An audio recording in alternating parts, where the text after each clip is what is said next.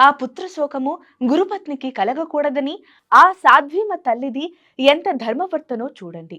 ఇతరులు మన పట్ల ఎలా ప్రవర్తిస్తే మనకు బాధ కలుగుతుందో అలాంటి పనులు, ప్రవర్తన మనము ఇతరుల పట్ల చెయ్యకుండా ఉండడం కంటే గొప్ప ధర్మము వేరొకటి లేదని ధర్మ విషయములను వివరించి అశ్వత్థామను తీసుకెళ్లి గురుపత్నికి అప్పగించమని పాండవులను శ్రీకృష్ణుని ప్రార్థిస్తుంది.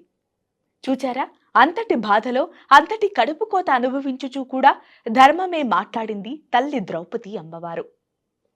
శ్రీరామచంద్రమూర్తి రావణాసురుడితో యుద్ధము చేయుచున్నప్పుడు రావణాసురుడు బాగా అలసిపోయాడు. ఆ సమయానికి యుద్ధ విరామ సమయము కూడా కావడముతో శ్రీరాముడు రావణ ఈ రోజు వెళ్లి రేపు రా అని యుద్ధ విరామము ప్రకటన చేస్తాడు శ్రీరామచంద్రుడు. ఎందుకనగా ఈ రాత్రికైనా రావణాసురునికి జ్ఞానోదయమైతే రావణాసురుడు బ్రతికి సీతమ్మ వారిని రాముల వారికి అప్పగించి శరణార్థిని అంటాడేమోనని శ్రీరామచంద్రుల వారు ఒక్క అవకాశం ఇచ్చారు. అదే ధర్మము.